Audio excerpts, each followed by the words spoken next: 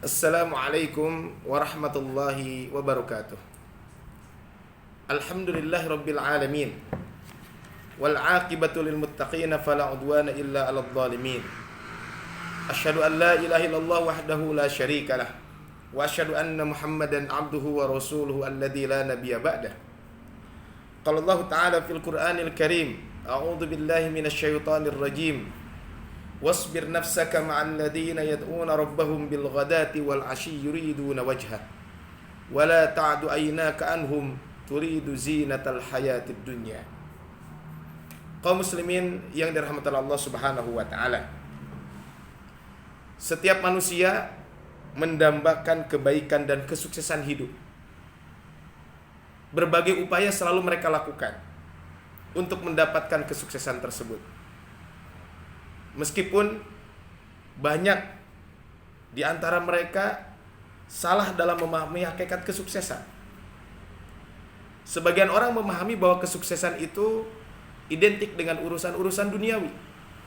Ketika dia mendapatkan gelar tertinggi dalam dunia akademik, ketika dia mendapatkan jabatan tertinggi, ketika dia memiliki harta yang banyak dan lain sebagainya. Padahal kita sebagai orang yang beriman tentu harus memahami bahwa kesuksesan itu bukan hanya urusan dunia, tapi kesuksesan kita adalah urusan dunia dan akhirat. Makanya di dalam Al-Quran, di dalam surat Al-Baqarah ayat 200 sampai ayat 201 disebutkan, "Faminan nasi may yaqulu rabbana atina fid dunya wa ma lahu fil akhirati min khalaq." Di antara manusia ada orang-orang yang berdoa. Berdoanya adalah, "Ya Allah, berikanlah kebaikan di dunia, akan tetapi di akhirat mereka tidak memperoleh bagian apapun." Wa minhum may yaqulu rabbana atina fid dunya hasanah wa fil akhirati hasanah wa qina adzabannar. Dan ada segolongan orang yang berdoa, "Ya Allah, berikanlah kepada kami kebaikan di dunia dan kebaikan juga di akhirat, dan jauhkanlah kami dari api neraka." Kaum muslimin rahmatullah Allah Subhanahu wa taala. Inilah kita sebagai orang beriman harus selalu memandang bahwa kebaikan itu bukan hanya urusan dunia saja. Bahwa kesuksesan itu bukan hanya terkait dunia saja, tapi kesuksesan kita adalah as-sa'adatu fid dunya was-sa'adatu fil akhirah. Kebahagiaan kita di dunia dan kebahagiaan di akhirat. Kaum muslimin rahmatullah Allah Subhanahu wa taala. Di sore hari ini kita akan melanjutkan kajian kita. Kajian kita Riyadhus Shalihin min kalami Sayyidil Mursalin. Yang di kesempatan kali ini kita akan membahas tentang bab ke-33 sebagaimana disebutkan oleh Al-Imam An-Nawawi rahimahullah di dalam kitabnya Riyadhus Shalihin min kalami Sayyidil Mursalin. Bab ke-32 ini adalah keutamaan orang-orang muslim yang lemah, orang-orang yang fakir, dan orang-orang yang tidak dikenal. Bab ini, kata Syekh Utsaimin rahimahullah, ketika Syekh Utsaimin menyebutkan bab keutamaan orang-orang muslim yang lemah, orang-orang yang fakir, dan orang-orang yang tidak dikenal. Bab ini menunjukkan, kata beliau, hiburan bagi orang-orang yang ditakdirkan oleh Allah Subhanahu wa taala.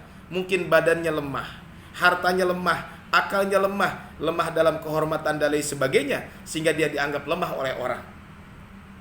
Akan tetapi orang-orang ini memang lemah dari satu sisi, namun ternyata dia kuat di sisi Allah Subhanahu wa taala. Dia mencintainya, dia memuliakannya, dia menempatkan pada tempat yang tinggi. Dan inilah sesungguhnya yang terpenting bagi kehidupan kita sebagai seorang mukmin. Yang terpenting adalah bagaimana kita kuat di sisi Allah Subhanahu wa taala. Selalu menghadap kepadanya, memiliki kemuliaan yang Allah muliakan dengan kemuliaan itu.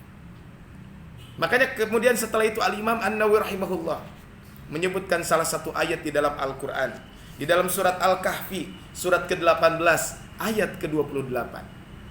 "Wasbir nafsaka," dan sabarlah engkau wahai Muhammad, "ma'al ladzina yad'una rabbahum," bersama dengan orang-orang yang menyeru Tuhannya, "bil ghadati wal 'ashyi," di waktu pagi dan di waktu sore, "yuriduna wajha," mereka semuanya adalah mengharapkan keridhaan Allah Subhanahu wa taala.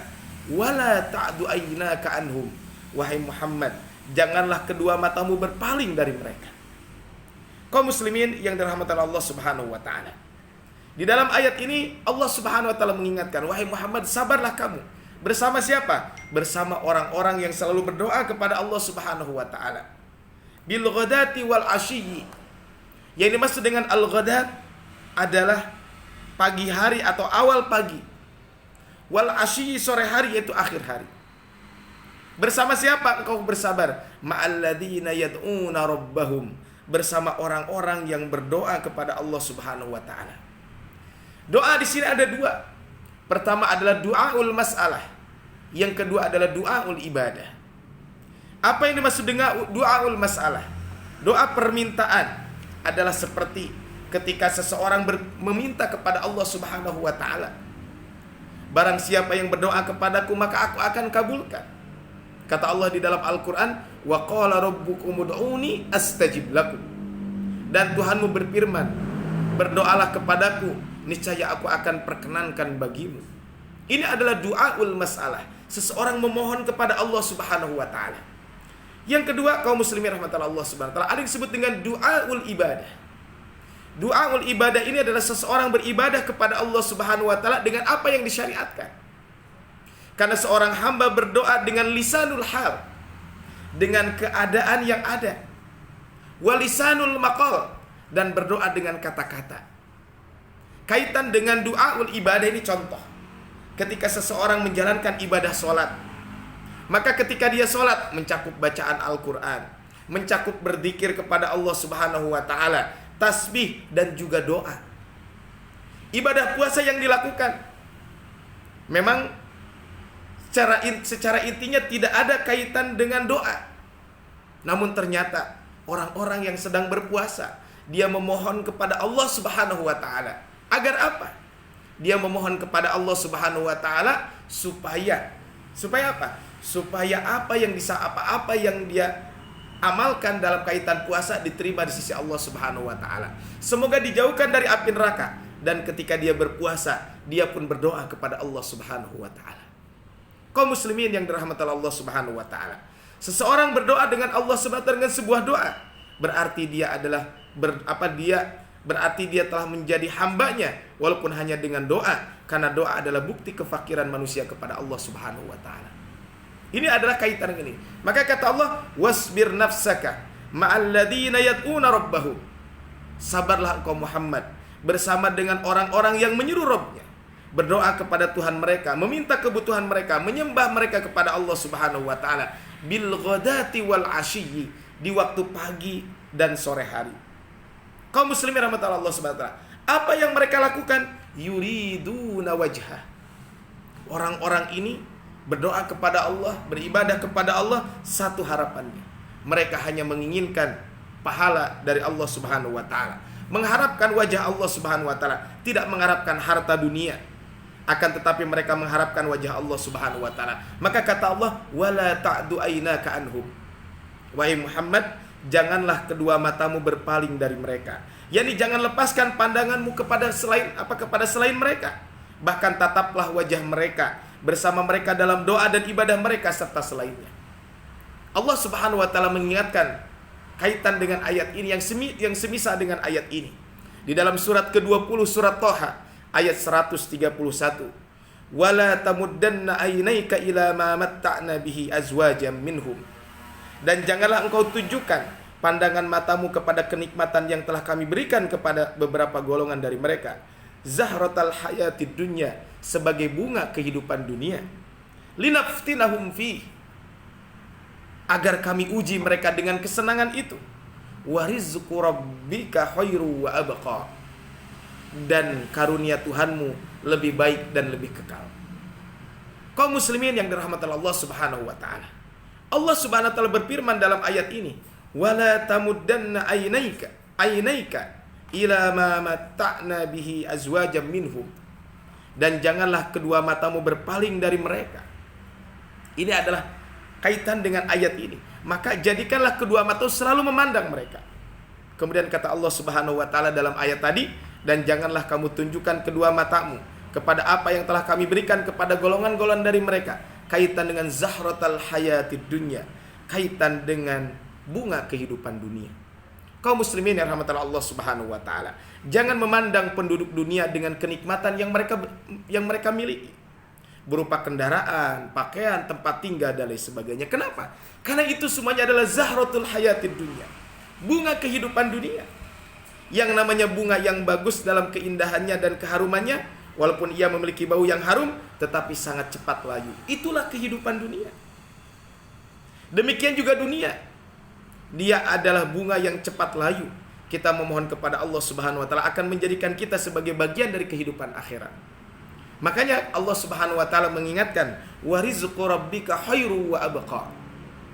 Dan karunia Rabbmu adalah lebih baik dan lebih kekal. Rezeki yang Allah berikan dengan ketaatan, maka itu lebih baik. Wa'mur ahlaka bis salati wastabir 'alaiha la nas'aluka rizqa, kata Allah Subhanahu wa taala. Dan perintahkan keluargamu melaksanakan salat dan sabar dalam mengerjakannya. Kami tidak meminta rizki kepadamu, nahnu narzuquka. Kamilah yang akan memberikan rizki kepadamu itu. Wal aqibatu littaqwa. Dan akibat yang baik di akhirat adalah bagi orang-orang yang bertakwa. Rasul sallallahu alaihi wasallam ketika melihat gemerlap kehidupan dunia, maka Rasul selalu berdoa, Allahumma aisyal akhirah. Ya Allah, sesungguhnya kehidupan yang sebenarnya adalah kehidupan akhirat. Dua kalimat yang sangat agung.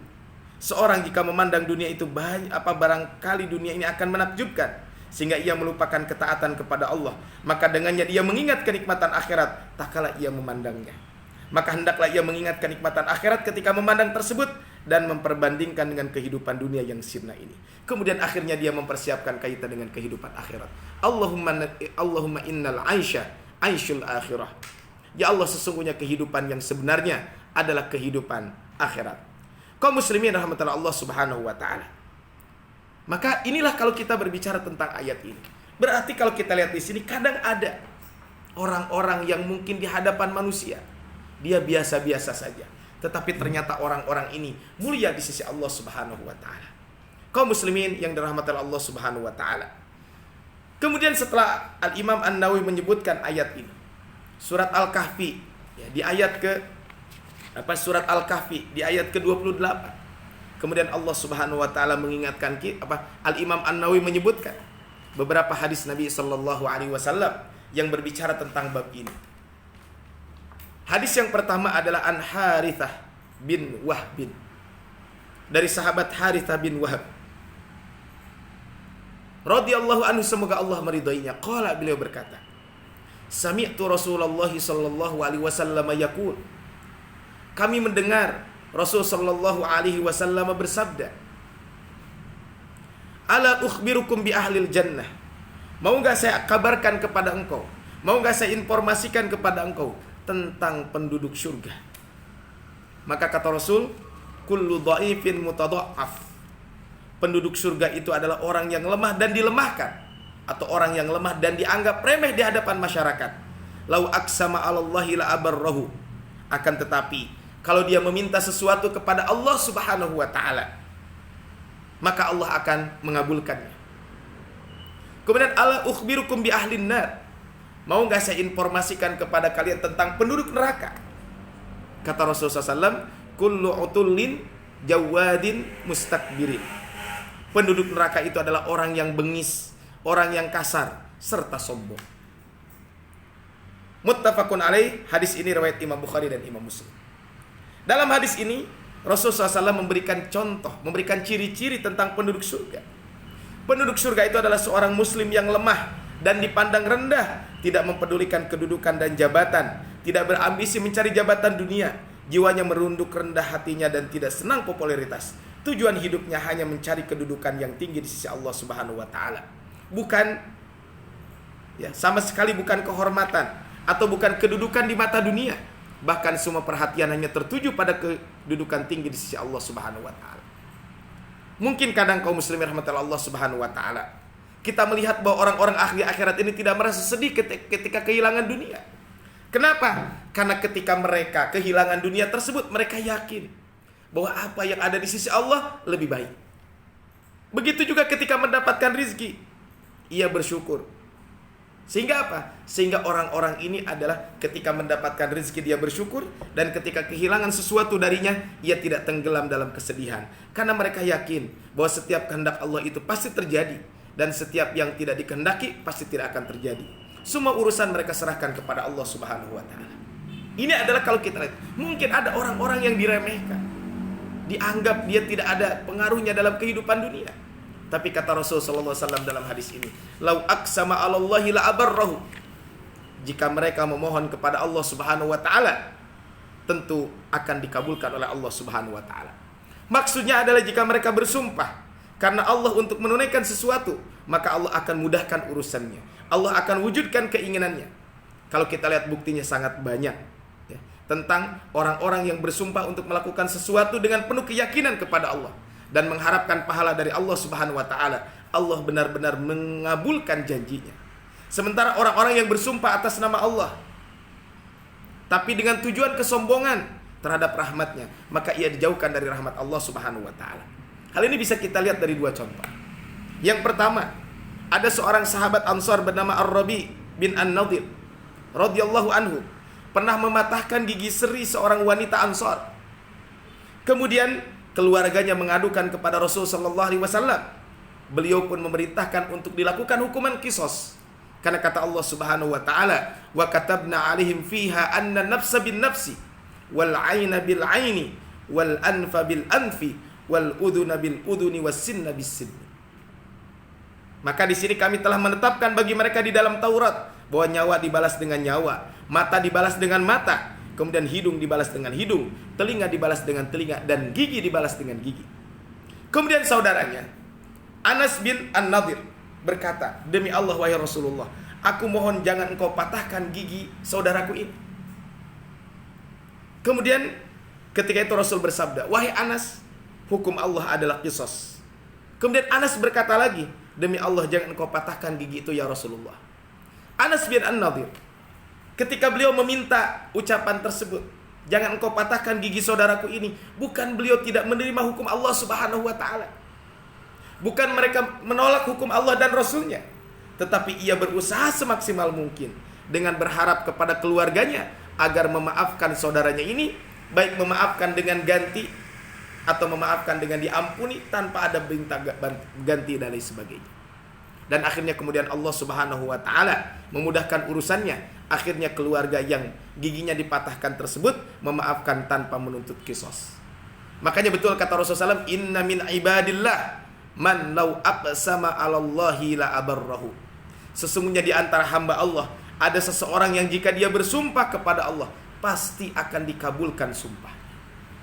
Kaum muslimin yang dirahmati Allah Subhanahu wa taala. Itu contoh yang pertama. Yang kedua adalah ada seorang bersumpah atas nama Allah Subhanahu wa taala tetapi hatinya menentang dan sombong, maka Allah menghilangkan harapannya. Contoh, ada seorang ahli ibadah yang taat kepada Allah. Suatu ketika dia berjalan melewati seorang yang berbuat maksiat seraya berkata, "Demi Allah, Allah tidak akan mengampuni si fulan." Ia mengucapkan kata-kata dengan kebanggaan diri. Di situ ada kesombongan dalam dirinya, merasa dia lebih baik dan lain sebagainya. Maka Allah Subhanahu wa taala berfirman dalam hadis qudsi, "Man dalladhi yata'alla 'alayya ay halafa 'alayya." Siapa yang bersumpah atas namaku, "Alla aghfiru li fulan," bahwa aku tidak akan mengampuni si fulan, "Qad ghafartu lahu," aku telah mengampuni si fulan tersebut, "Wa ahbattu 'amalaka," dan aku telah menghapus amalanmu. Lihat perbedaan ini. Yang pertama adalah dia bersumpah dengan kesungguhan, tanpa dibarengi dengan sombong dan lain sebagainya, maka Allah kabulkan. Tapi yang kedua ini adalah dia bersumpah kepada Allah Subhanahu wa taala, tapi dia bersumpah dengan cara sombong kepada Allah Subhanahu wa taala, menganggap saya paling baik dan lain sebagainya. Makanya betul kata Allah, kata Rasul, "Inna min ibadillah man law aqsama 'alallahi la abarrahu." Kemudian setelah itu Rasulullah menyampaikan, "Ala ukhbirukum bi ahlin nar." Mau enggak saya informasikan kepada kalian penduduk neraka? Kata Rasul, "Kullu utullin." Penduduk neraka itu adalah pertama utullin. Utullin itu adalah seorang yang bengis dan kasar, hatinya keras laksana batu, atau yang lebih keras lagi, naudzubillahi min dzalik. Ini adalah kata utullin. Kemudian yang kedua adalah jawadin, mustakbirin. Para ulama mengatakan al-jumu al-man'u, yaitu orang yang suka menumpuk-numpuk harta tetapi ia enggan menunaikan hak-haknya. Itu adalah yang disebutkan dalam hadis jawad mustakbir. Secara dohir makna jawad adalah lelaki yang tidak sabar. Maka kata jawad artinya orang yang tidak bersabar sama sekali. Ia mengira dirinya berada di puncak yang paling tinggi yang tidak dapat dijamah oleh siapapun.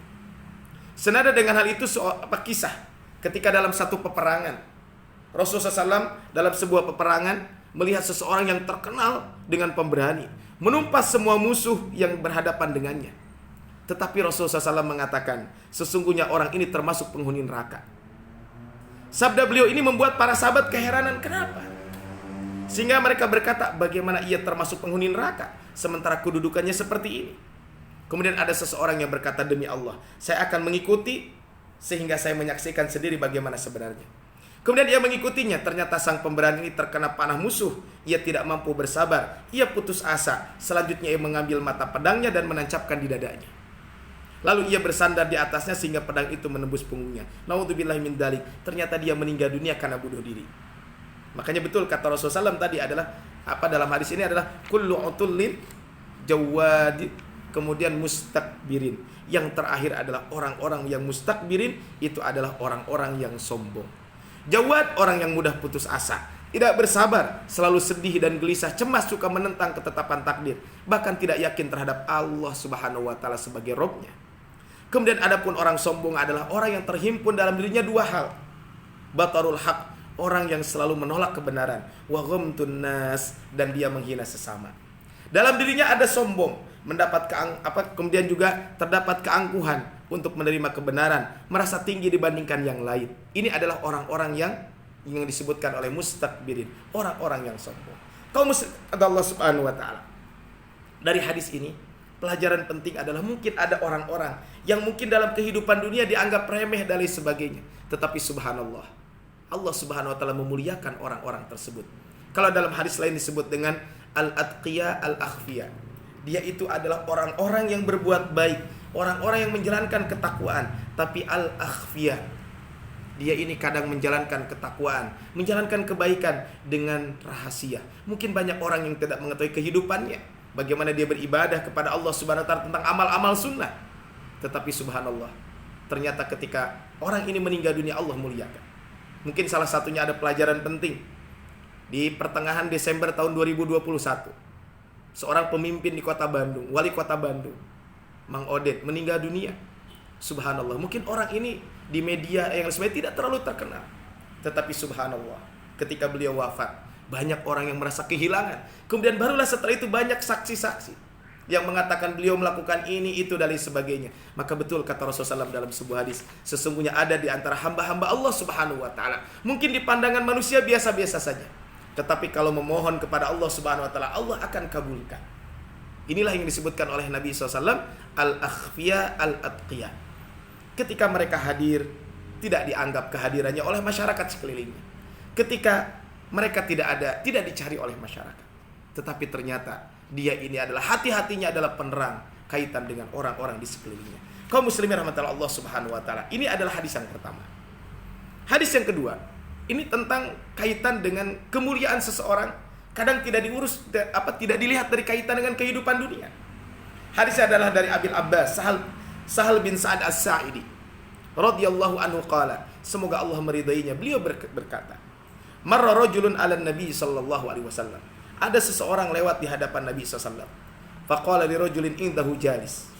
Kemudian ketika orang tersebut lewat di hadapan Nabi sallallahu alaihi wasallam, lalu beliau berkata kepada sahabat yang ada di sampingnya.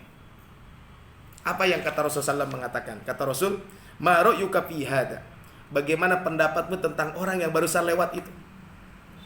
Faqala, orang yang tadi duduk di samping Rasul menjawab, rajulun min asyrafin nas, hada wallahi hariyun in khataba an yunkaha, wa in syafa'a yusyaffa.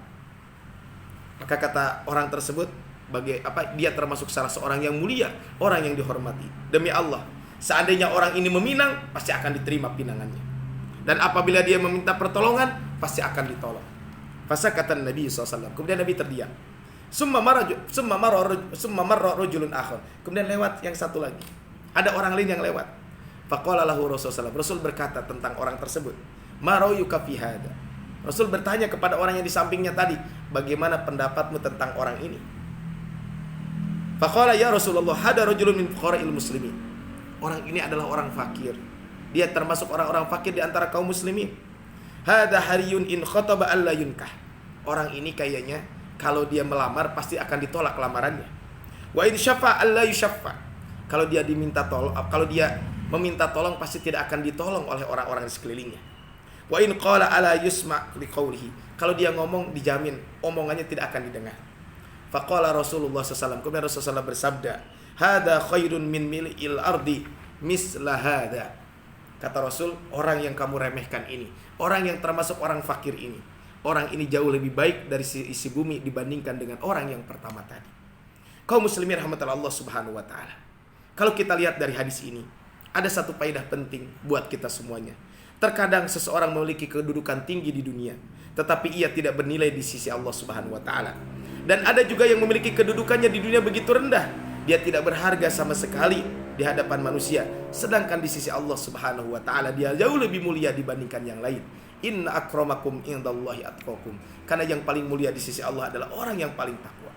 Kita memohon kepada Allah subhanahu wa ta'ala, semoga Allah menjadikan kita sekalian sebagai orang-orang yang memiliki kedudukan, memiliki kemuliaan di sisi Allah subhanahu wa ta'ala beserta para nabi, para siddiqin, para syuhada, dan para orang-orang yang soleh.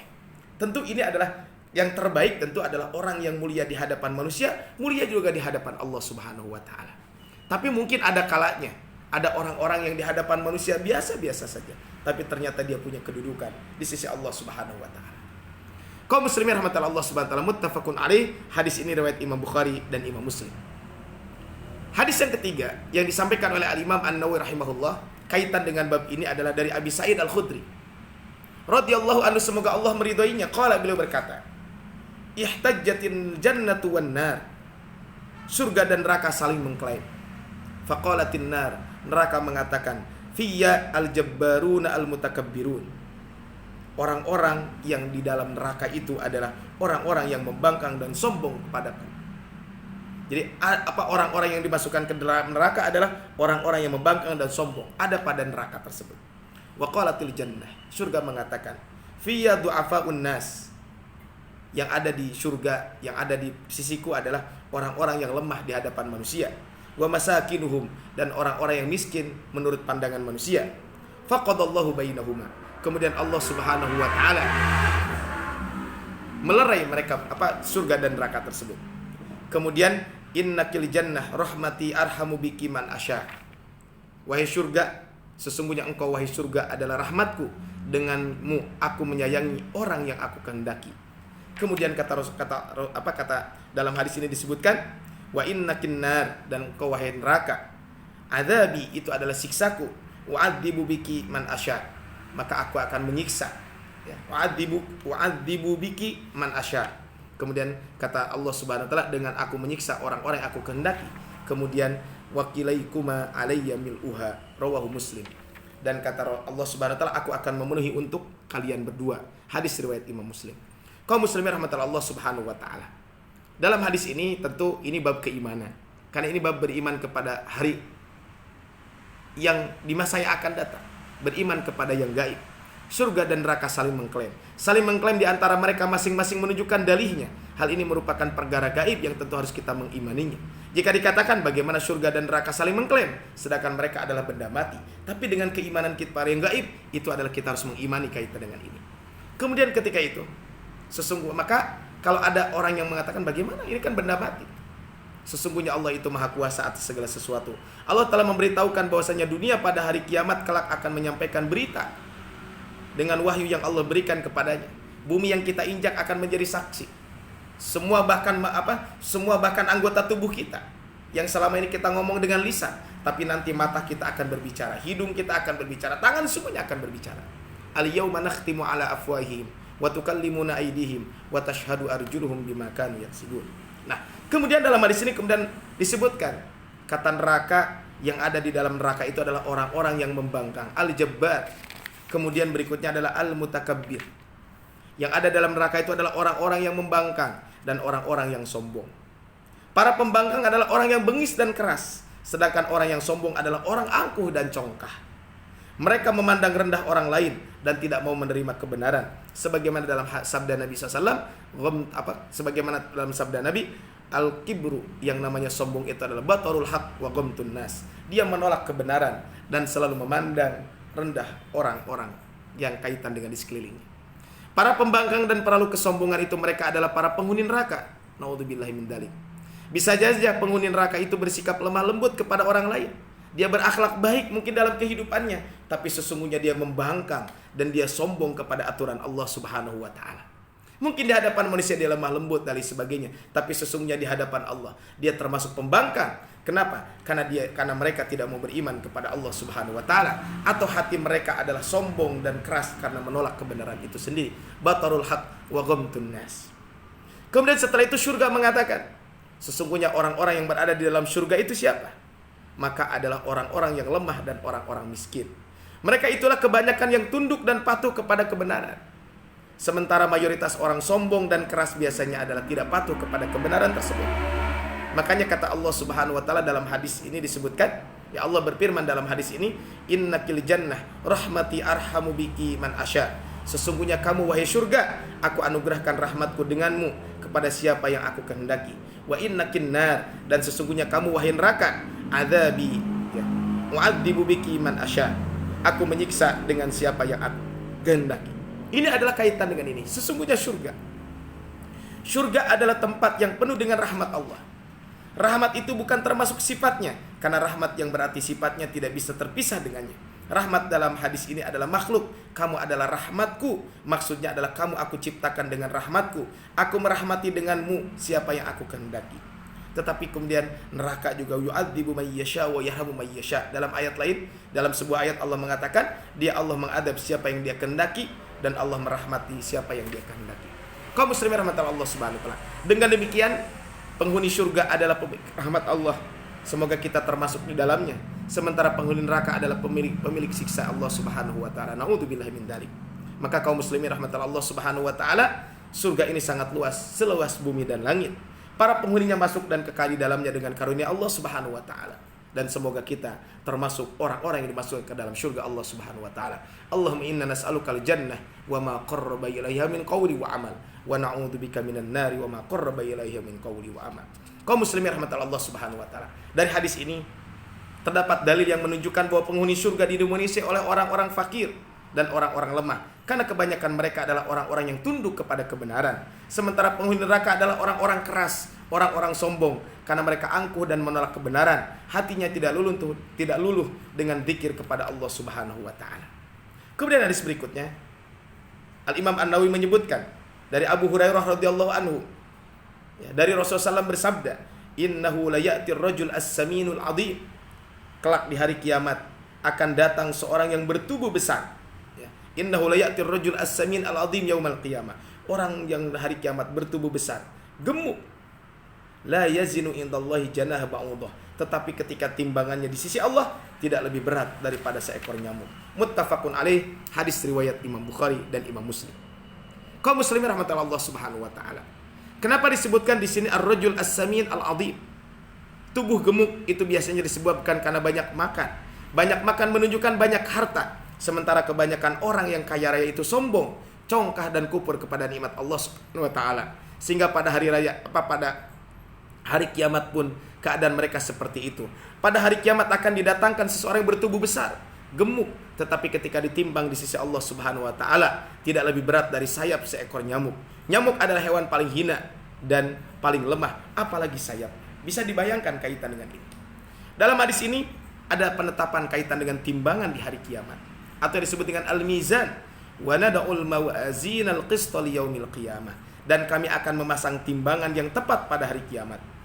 Kemudian dalam ayat lain disebutkan, faman ya'mal mithqala dzarratin khairan yarah.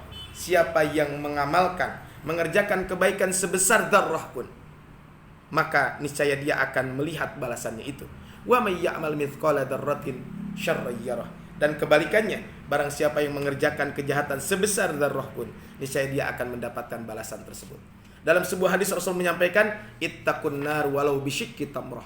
Takutlah terhadap api neraka walaupun hanya dengan sebelah biji kurma. Kaum muslimin yang dirahmati Allah Subhanahu wa taala. Timbangan pada hari kiamat adalah timbangan keadilan yang tidak ada kezaliman di situ. Setiap manusia akan dibalas sesuai dengan kebaikan atau keburukan yang dilakukan ketika di dunia. Makanya ini adalah timbangan keadilan. Timbangan adalah timbangan yang sifatnya konkret, yaitu timbangan yang memiliki 2 daun timbangan. Amalan keburukan diletakkan pada 1 daun timbangan dan amal kebaikan diletakkan pada 1 daun timbangan. Ketika perbuatan kebaikan lebih banyak, maka dia termasuk orang-orang yang berbahagia.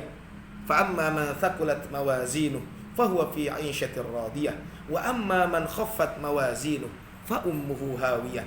Tapi kebalikannya, kalau orang-orang yang timbangan keburukannya lebih besar, lebih banyak, maka dia termasuk orang-orang yang celaka. Kaum muslimin rahmatullah Allah Subhanahu wa taala, ada pertanyaan. Di hari kiamat yang ditimbang itu apa? Memang para ulama menyebutkan ada beberapa pendapat. Sebagian mengatakan yang ditimbang itu adalah lembaran-lembaran kebaikan dan keburukan. Itu adalah yang pertama. Sebagian lagi mengatakan bahwa yang ditimbang itu adalah amal perbuatan manusia. Dan yang ketiga, sebagian lagi adalah secara zahir, yang ditimbang itu adalah manusianya. Ia akan ringan dan berat sesuai dengan amal perbuatannya. Kalau kita lihat bahwa amalan nanti yang akan ditimbang adalah amal perbuatannya, memang banyak ayat-ayat Al-Quran yang berbicara tentang itu. Di antaranya tadi dalam surat Al-Zalzalah, فَمَنْ يَعْمَلْ مِثْقَالَ ذَرَّةٍ خَيْرًا يَرَهُ وَمَنْ يَعْمَلْ مِثْقَالَ ذَرَّةٍ شَرًّا يَرَهُ. Dalam sebuah hadis Rasul menyampaikan, kalimatani khafifatani 'alal lisan, thaqilatani fil mizan. Ada 2 kalimat yang ringan di lidah tetapi berat dalam timbangan. Habibatani ilar rahman. Amalan 2 kalimat tersebut akan dicintai oleh Ar-Rahman, Allah Subhanahu wa taala. Apa kalimat tersebut? Subhanallahi wa bihamdihi, subhanallahil azim. Ini adalah menunjukkan bahwa yang ditimbang kelak adalah amal perbuatan kita. Dalam hadis lain Rasul mengatakan, ya, 2 kalimat ringan di lidah tapi berat di timbangan. Ini menunjukkan bahwa yang ditimbang kelak adalah amal perbuatan kita semuanya. Kaum muslimin rahmatullah Allah Subhanahu wa taala. Dalam hadis ini terdapat peringatan bagi orang yang hanya memperhatikan dirinya sendiri. Kesenangan fisik, hendaklah orang berpikir memperhatikan kesenangan hatinya. Karena kesenangan hati manusia itu dengan kembalinya kepada fitrah, yaitu komitmen kepada ajaran Islam itu sendiri. Kaum muslimin rahmatullah Allah Subhanahu wa taala, ini adalah hadisnya. Kemudian hadis berikutnya, ini tentang ada kadang orang-orang yang mungkin lemah. Orang-orang tersebut tidak dipandang di hadapan manusia, tetapi ternyata punya kedudukan tinggi di sisi Allah Subhanahu wa taala. Wa anhu, dari Abu Hurairah, ini cerita tentang seseorang. Anna imra'atan saudah kanat taqumul masjid. Ada seorang perempuan yang berkulit hitam, seorang wanita yang berkulit hitam, au syaban, atau dia memang seorang pemuda, orang biasa-biasa saja, tidak ada penghormatan dari masyarakat, orang biasa. Dia itu adalah orang yang membersihkan masjid. Kemudian fafaqadaha, kemudian Rasulullah SAW merasa kehilangan orang tersebut. Au faqadahu, atau pemuda itu merasa atau tadi wanita itu Rasulullah SAW kehilangan seorang wanita tersebut atau seorang pemuda tersebut. Faqadaha au faqadahu Rasulullah SAW. Fasa'ala anha au anhu. Kemudian Rasul bertanya tentang wanita itu atau tentang pemuda tersebut. Faqalu, para sahabat menjawab, mata ya Rasul, orang tersebut meninggal dunia. Qala afala kuntum adantumuni. Kata Rasulullah SAW, kenapa kalian tidak memberitahu kami? Tidak memberitahu saya. Faka'annahum saghharu amraha au amrahu. Seolah-olah mereka meremehkan kondisi orang tersebut. Kenapa harus mengetahui kenapa harus memberitahu Rasul dan sebagainya. Faqalu dulluni ala qabrihi. Kemudian kata Rasul, tolong sekarang tunjukkan di mana makam orang tersebut. Kemudian fadulluhu, kemudian akhirnya orang-orang para sahabat menunjukkan tentang makam wanita atau pemuda tersebut yang biasa membersihkan masjid. Kemudian fasalla alaihi, kemudian Rasul sallallahu alaihi wasallam salat ketika itu di situ. Rasul sallam salat. Ya, summa qala, kemudian Rasul bersabda, inna hadhil qubur mamlu'atun dzulmah. Sesungguhnya alam kubur ini penuh dengan kegelapan bagi penghuninya. Ya, inna hadhil qubur mamlu'atun dzulmatun ala ahliha. Kubur ini adalah sesungguhnya penuh dengan kegelapan bagi penghuninya. Wa innallaha ta'ala yunawwiruha lahum bisolati alaihim. Dan Allah Ta'ala telah meneranginya untuk mereka dengan solatku ini. Muttafaqun alaih, hadis riwayat Imam Bukhari dan Imam Muslim. Kaum muslimin rahmatullah Allah subhanahu wa ta'ala, dari hadis ini ada beberapa pelajaran penting buat kita. Yang pertama, bahwa Rasulullah SAW adalah menghormati seseorang itu sesuai dengan amal perbuatannya. Bukan karena dunia, bukan karena jabatan dan lain sebagainya, tapi karena amal kebaikan yang dilakukannya. Kemudian seorang wanita itu dibolehkan membersihkan masjid. Pekerjaan ini tidak hanya pekerjaan seorang laki-laki, tapi wanita pun boleh kalau wanita tersebut mau membersihkan masjid. Asal dia lakukan dengan ikhlas, maka dia akan menuai pahala besar di sisi Allah Subhanahu wa taala. Kemudian yang ketiga, dianjurkan atau disyariatkan kita membersihkan masjid dan menghilangkan kotoran di masjid tersebut. Sebagaimana Rasul mengatakan, "Uridat aliyya ujura ummati." Ditampakkan kepadaku semua pahala umatku, hatal qadata yukhrijuha ar-rajul minal masjid. Sampai kalau ada kotoran yang dia keluarkan dari masjid. Ini menunjukkan tentang betapa pentingnya kita membersihkan masjid. Kemudian dalam hadis ini juga ada sebuah ada perintah dari Nabi SAW bahwa untuk membangun masjid, kemudian setelah membangun masjid kita pun diperintahkan untuk membersihkan dan mengharumkan masjid tersebut. Kemudian kaum muslimin rahmatullah Allah subhanahu wa ta'ala, dari hadis ini menunjukkan bahwa Rasul juga terbatas kaitan dengan umur al-ghaibiyah, perkara-perkara gaib. Salah satunya adalah Rasul bertanya di mana kuburnya. Rasul tidak tahu di mana kuburan wanita tersebut. Kemudian berikutnya dari hadis ini juga dibolehkan kita sholat jenazah di atas makam kalau kita belum sempat melaksanakan sholat jenazah, dengan posisi bahwa ya kiblat, kemudian di sini di sini makam, kemudian di sini kiblat, maka posisi kita adalah di belakang sini. Jadi kiblat itu adalah kita dengan kiblat itu adalah terhalang oleh makam orang yang akan kita sholatkan tersebut. Dan ini dibolehkan jika kita belum sempat menyolatkan kaitan dengan ini. Kemudian perhatian Rasul kepada umatnya sehingga beliau selalu menanyakan bagaimana kondisi umatnya tersebut. Kemudian kaitan dengan pembahasan ini adalah di dalam bab yang kita bahas di kesempatan kali ini, keutamaan seorang muslim yang lemah, orang yang fakir dan orang yang tidak dikenal. Adalah di sini ada keistimewaan tersendiri. Kenapa? Mungkin mereka biasa-biasa saja, tetapi di hadapan Allah Subhanahu wa taala ternyata di hadapan Allah Subhanahu wa taala orang ini punya kelebihan. Kaum muslimin yang dirahmati Allah Subhanahu wa taala. Hadis berikutnya yang disampaikan oleh Imam An-Nawawi rahimahullah kaitan dengan bab ini adalah wa anhu, masih dari sahabat Abu Hurairah. Qala Rasulullah SAW bersabda, "Rubba ash'asa aghbaru madfu'in bil abwabi, law aqsama 'ala Allah la abarrahu." Mungkin saja betapa banyak orang yang rambutnya kusut, tidak teratur, berdebu, pintu-pintu tertutup untuknya. Kalau orang mau masuk, kalau orang tersebut mau ngetuk pintu orang lain, maka akan tertutup. Kenapa? Karena kemiskinan orang tersebut. Tetapi kata Rasulullah SAW, tetapi kalau dia bersumpah atas nama Allah, jika dia memohon atas nama Allah, berdoa kepada Allah Subhanahu wa taala, maka Allah Subhanahu wa taala akan mengabulkannya. Allah akan mengabulkan orang tersebut. Makanya kaum muslimin rahmatullah Allah Subhanahu wa taala, kadang kita jangan meremehkan orang-orang seperti ini. Inna akramakum indallahi atqakum. Sesungguhnya orang yang paling mulia di sisi Allah siapa? Mereka adalah orang-orang yang bertakwa. Kemudian dari Usamah bin Zaid, ya, dari Usamah mengatakan bahwa ya anin Nabi sallallahu alaihi wasallam, dari Nabi sallallahu alaihi wasallam bersabda, "Qumtu ala babil jannah." Kata Rasulullah, aku berdiri di depan pintu surga. Fa idza ammatu man dakhalahal masakin. Ternyata mayoritas penduduk surga itu adalah orang-orang miskin. Wa ashabul jaddi, adapun orang-orang yang kaya, mahbusuna, mereka itu tertahan. Ghairu an ashabin nar qad umira bihim ilan nar. Dan penghuni neraka telah diperintahkan untuk masuk ke dalam api neraka. Wa qumtu ala babin nar. Kemudian saya berdiri di depan pintu neraka. Fa idza ammatu man dakhalahan nisa. Ternyata mayoritas orang yang masuk ke dalam neraka itu adalah para wanita. Kaum muslimin rahmatullah Allah Subhanahu wa taala, ini menunjukkan bahwa ketika Allah memberikan kekurangan kepada kita kaitan dengan urusan dunia, jangan bersedih hati, jangan kita berputus asa. Lakukan kebaikan-kebaikan, maka insya Allah ketika kita melakukan kebaikan-kebaikan itu, maka Allah Subhanahu wa taala akan mengangkat derajat kita di sisi Allah Subhanahu wa taala. Ini adalah kaitan dengan bab ini. Kenapa di sini orang-orang miskin yang banyak masuk surga, sedangkan orang-orang kaya banyak masuk neraka? Bukan berarti orang kaya buruk, bukan. Maka nanti ada pembahasan khusus tentang ini. Mana yang lebih utama, orang kaya yang bersyukur atau orang miskin yang bersabar? Dua-duanya punya keistimewaan. Makanya inilah kelebihannya orang mukmin. Kalau diberikan nikmat, dia bersyukur. Itu kebaikan buat dia. Ketika diuji, dia bersabar. Maka itu kebaikan buat dia. Sehingga bagi orang mukmin semuanya adalah kebaikan.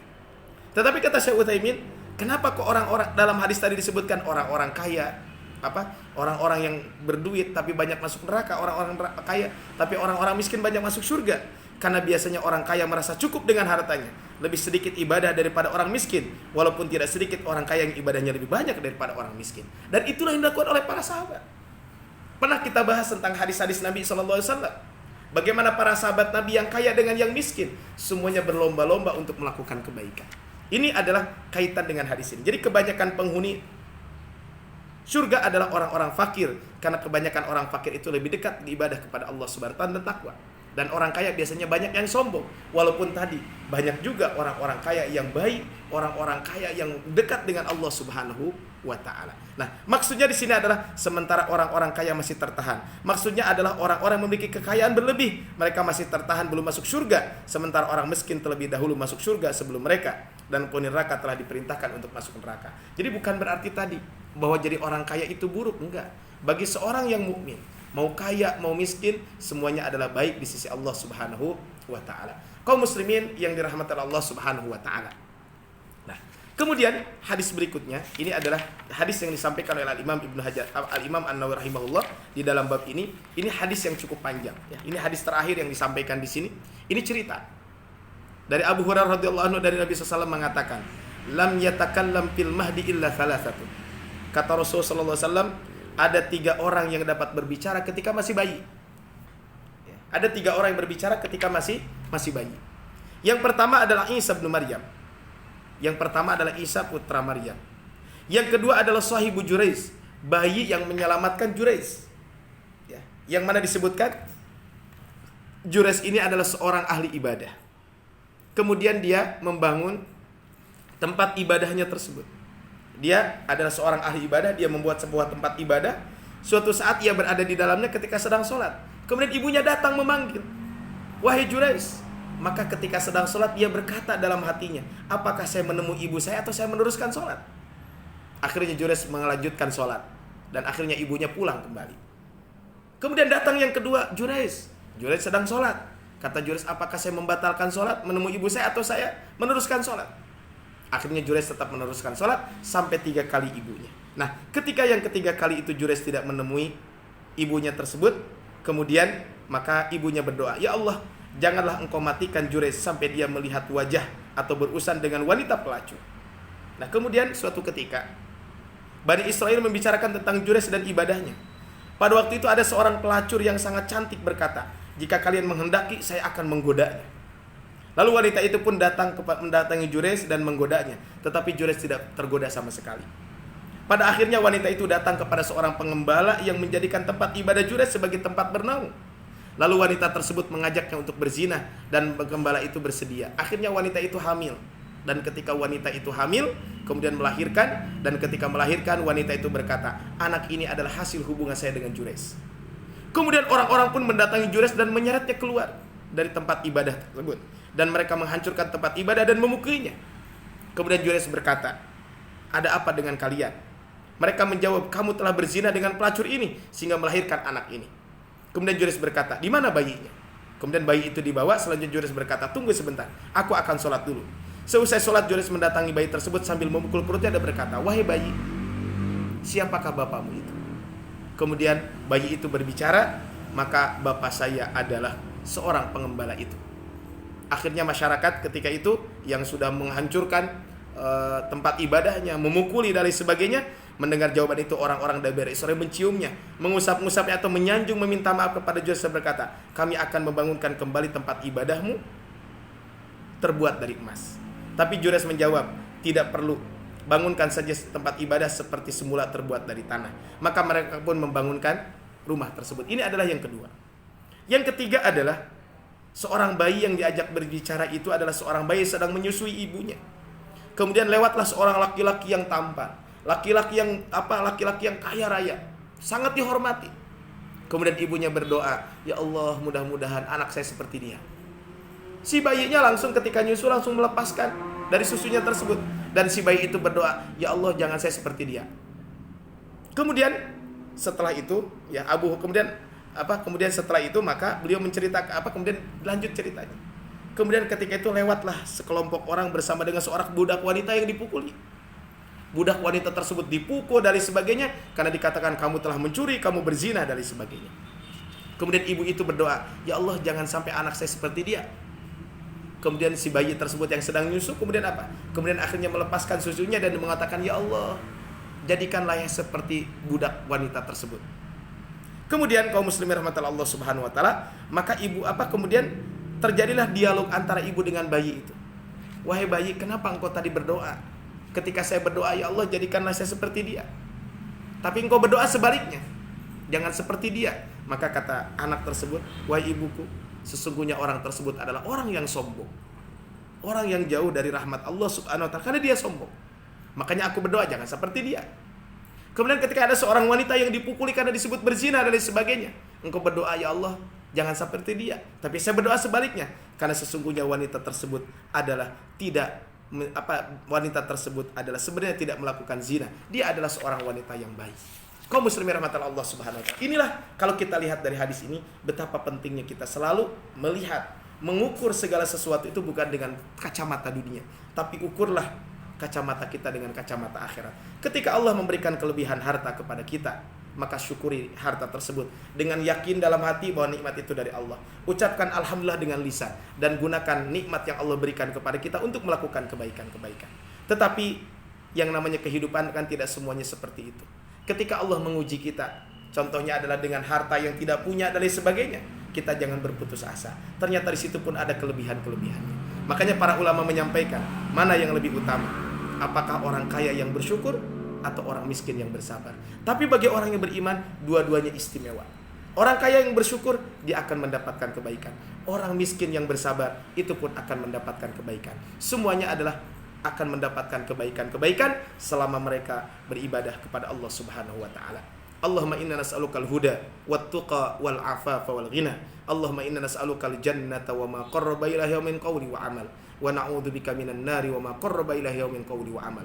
Allahumma inna nas'alukal jannah wa ma qarraba ilaiha min qawli wa amal.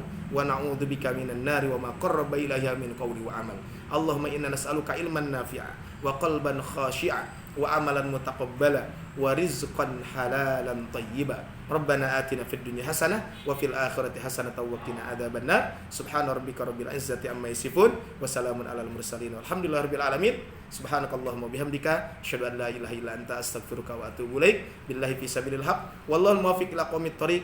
Nasrun minallahi wa fathun qarib. Ihdinas siratal mustaqim. Fastabiqul khairat. Assalamualaikum warahmatullahi wabarakatuh.